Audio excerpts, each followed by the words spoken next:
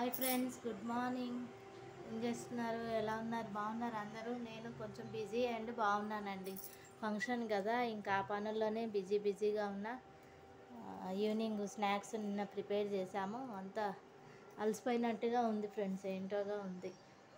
ఇక తప్పదు కదా, పెద్ద ఫంక్షన్ పెట్టుకున్నాం కాబట్టి ఇంట్లో పనులు ఉంటాయిగా, అన్నీ చేసుకోవాల్సిందేగా మనం.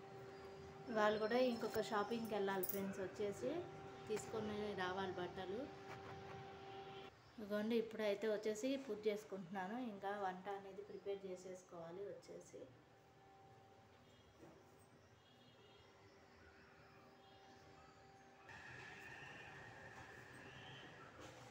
దీనికి కూడా గులాబీలు వచ్చినాయి, చిన్నవి వస్తున్నాయి. మరి ఏంటో ఇవి కొంచెం పెద్దవి రావట్లేదు.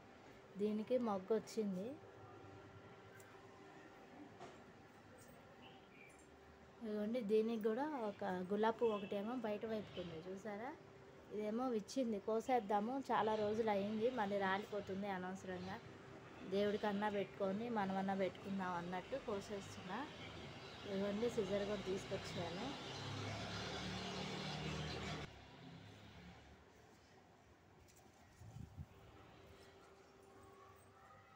ఇదిగోండి, వచ్చేసి ఫస్ట్ దేవుడికి పెట్టేస్తున్నా. కోసాను గులాబీ పువ్వు అనేది.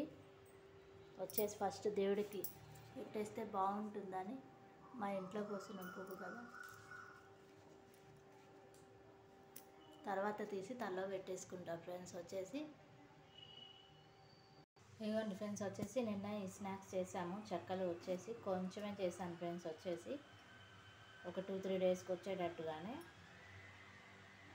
ఇవాళ అయితే వచ్చేసి బ్రేక్ఫాస్ట్ లేదు ఫ్రెండ్స్, డైరెక్ట్ లంచ్ చేసేసి షాపింగ్కి వెళ్ళాలి కదా అని లంచ్ చేసేసి స్టార్ట్ అయిపోతాము. ఇదిగోండి, సాంబారును పెసరపచ్చడి చేస్తున్నా. ఇవాళ అయితే వచ్చేసి ముక్కలు అనేవి ముందే మార్నింగ్ లేవగానే ఉడకబెట్టేసి పెట్టేసుకున్నాను. టైం ఉండదు కదా ఫ్రెండ్స్, వచ్చేసి అందుకని నైటే అన్నీ కట్ చేసుకొని మార్నింగ్ లేవగానే ఉడకబెట్టేసి పెట్టేసుకుంటే తొందరగా అయిపోతుంది కదా అని వంట ఇట్లా ప్లాన్ చేసుకుంటున్నాను డైలీ వచ్చేసి. ఇదిగోండి, పప్పు కూడాను మార్నింగ్ మా బాబుకి వచ్చేసి ఒట్టిపప్పాను ఆవకాయ ఇడ్లీ కూడా వేసి పెట్టేసి పంపించేశాను బాక్సు టిఫిను.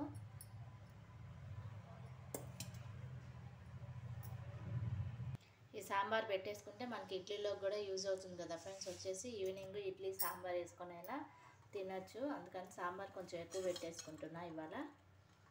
ఇదిగోండి, చింతపండు అనేది నానబెట్టేసుకున్నాను. వచ్చేసి కొంచెం వాటర్లో వేసేస్తే మనకి తొందరగా నానిపోతుంది కదా ఫ్రెండ్స్, అందుకని.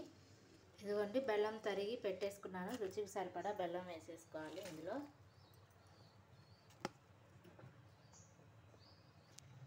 ఇదిగోండి ఫ్రెండ్స్, వచ్చేసి పసుపు వేసుకున్నాను, బెల్లం కూడా వేసేసుకున్నాను.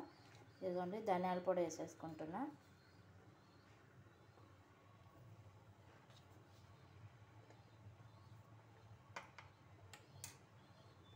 తర్వాత వచ్చేసి కారం కొంచెం వేస్తున్నాను. ఆల్రెడీ పచ్చిమిరపకాయలు వేసానని కారం కొంచెమే వేస్తున్నాను ఫ్రెండ్స్. వచ్చేసి ఉప్పు కూడా వేసేసుకుందాం.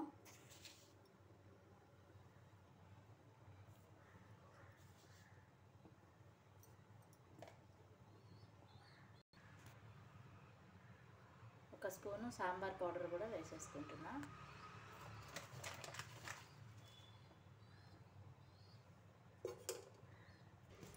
ఇదిగోండి, చింతపండు నానిపోయి ఉంటుంది కదా, ఇది మనం ఇప్పుడు అందులో కలిపేసుకుంటే పోపు పెట్టేసుకుంటే మనకి సాంబార్ అనేది రెడీ అయిపోతుంది. కొంచెం చిక్కగా ఉంటే పర్లేదండి, లేకపోతే శనగపిండి యాడ్ చేసుకోండి అందులోకి. వచ్చేసి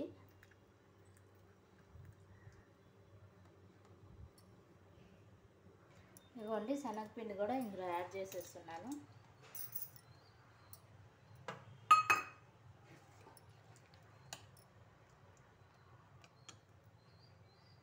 ఇదిగోండి, సాంబార్ పోపు వేసుకుందామని నూనె పెట్టేసుకున్నాను. ఇదిగో ఇక్కడ అవుతున్నది, మొత్తం దగ్గర పడింది సాంబారు.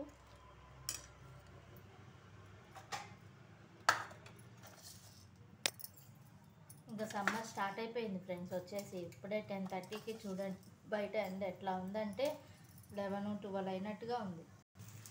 ఇదిగోండి, కొంచెం ఇంగు కూడా వేసేసి పోపు వేసేసుకోవాలి.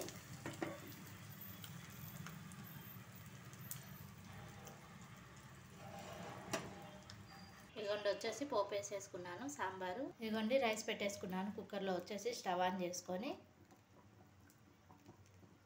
ఇదిగోండి ఫ్రెండ్స్ వచ్చేసి మార్నింగ్ లేచి పెసరపప్పు నానబెట్టేసుకున్నాను ఫ్రెండ్స్. వచ్చేసి మొత్తం నీళ్ళన్నీ తీసేసుకొని పెట్టుకోవాలి. ఇందులో మనం ఎండుమిరపకాయ, ఉప్పు, నిమ్మకాయ, ఇంగు వేసి మిక్సీ పట్టుకుంటే అయిపోతుంది. దీనికి మనం ఏమి స్టవ్ ఆన్ చేసి మిరపకాయలు అవి వేయించుకోవాల్సిన అవసరం ఏమీ లేదు. పెసర పచ్చడి కోసం చాలా టేస్టీగా ఉంటుంది. వేడి వేడి అన్నంలో తింటే ఒకసారి ట్రై చేయండి ఈ రెసిపీ. ఇదిగోండి ఫ్రెండ్స్ వచ్చేసి పెసర పచ్చడి మిక్సీ చేసుకోవాలి కదా, మిరపకాయలు తీసుకున్నాను ఇన్ని. వచ్చేసి ఇది మామూలు ఇప్పుడు మిక్సీ వేసేసుకుందాం. ఇందులోనే కొంచెం నిమ్మకాయ, ఉప్పు వేసి మిక్సీ వేసాక అప్పుడు ఈ పెసరపప్పు ఇందులో వేయాలండి, ముందే వేయకూడదు. ఇది మార్నింగ్ నానబెడితేనే మనకి మంచిగా వస్తుంది. నైట్ నానబెడితే కొంచెం జిగురు జిగురు వస్తుంది. నానబెట్టిన 2-3 టైమ్స్ వాష్ చేసుకొని వాటర్ అన్నీ వంపేసేయాలి. వాటర్ తోటి